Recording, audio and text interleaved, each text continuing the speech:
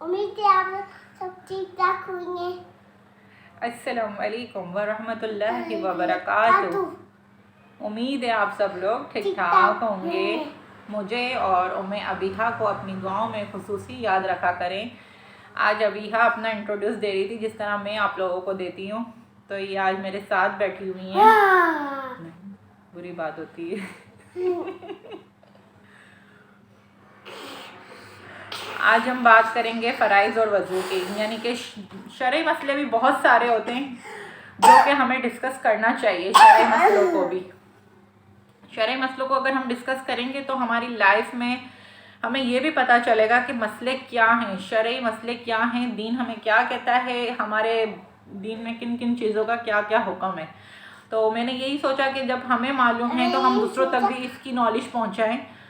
تو آج میں آپ لوگوں کو کچھ مسئلے بتاؤں گی، شرعی مسئلے، جس میں ہماری نماز، وضو، فرائض، سب چیزیں بتاؤں گی کہ ہماری نماز کن چیزوں سے ٹوٹتی ہے اور کن چیزوں سے ہوتی ہے.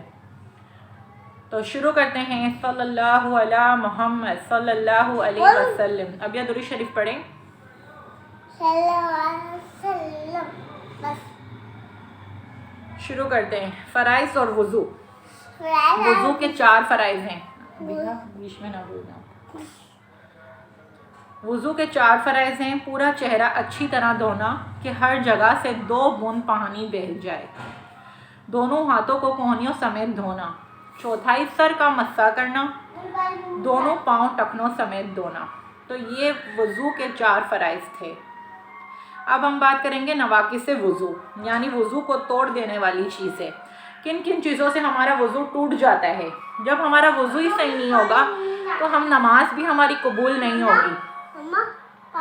یعنی وضو کو توڑ دینے والی چیزیں: ریحہ خارج ہونا، بدن کے کسی مقام سے خون یا پیپ نکل کر ایسی جگہ بہنا کہ جس کا وضو یا غسل میں دھونا فرض ہے، پیشاب یا پاخانہ کرنا، منہ بھر کے.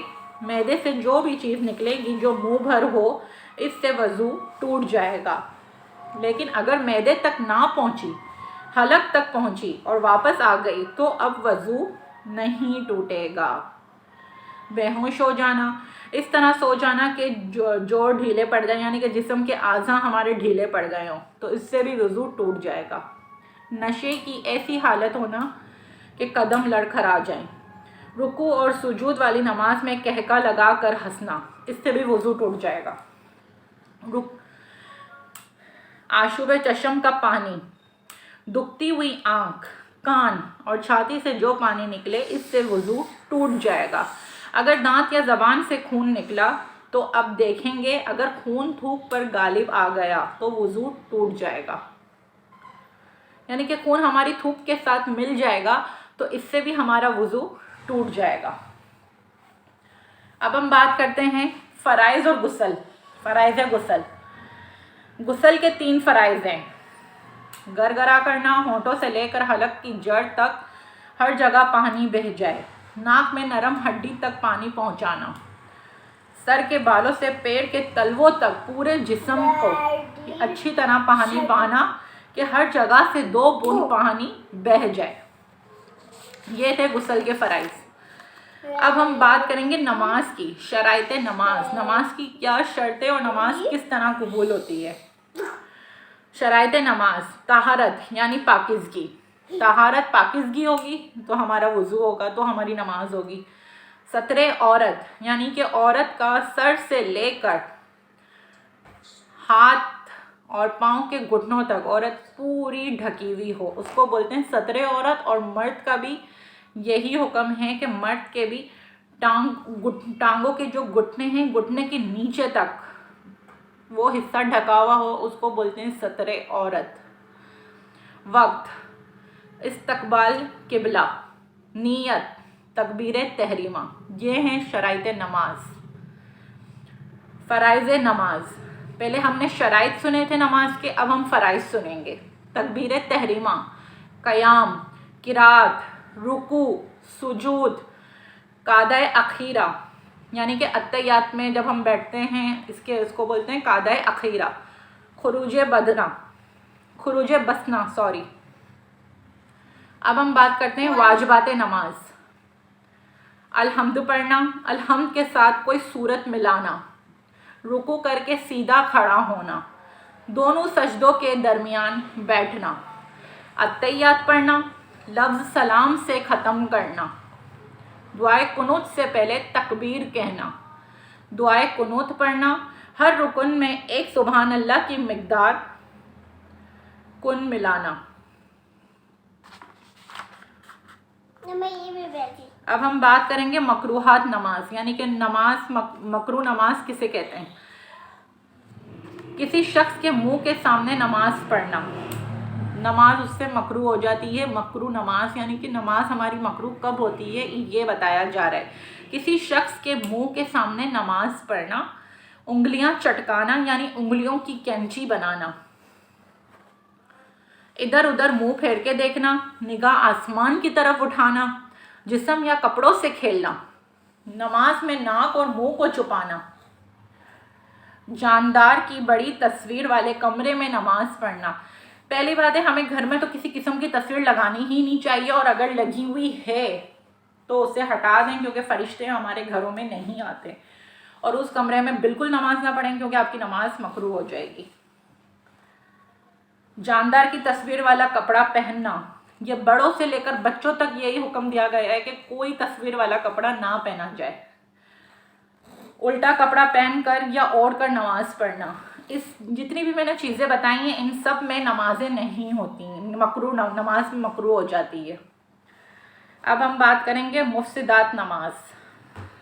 نماز میں دیکھ کے قرآن پڑھنا، عمل کثیر، جس کام کے کرنے کو دور سے دیکھ کر اس کے نماز میں نہ ہونے کا غالب گمان ہو جائے وہ مفسدات نماز ہے۔ دانتوں سے خون نکلے اور تھوک پر غالب آ جائے تو نگلنے سے نماز فاسد ہوگی ورنہ نہیں۔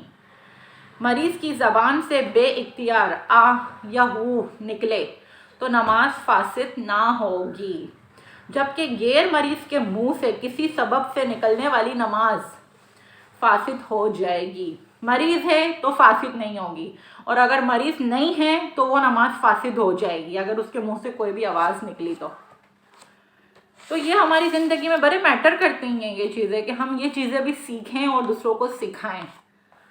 اگر ابتدائی نماز سے پہلے ہی کچھ منہ میں تھا اور دوران نماز اسے نگل لیا ہو تو صرف اس صورت میں نماز فاسد ہوگی جب وہ سنیں جتنی یا اس سے بڑی ہو۔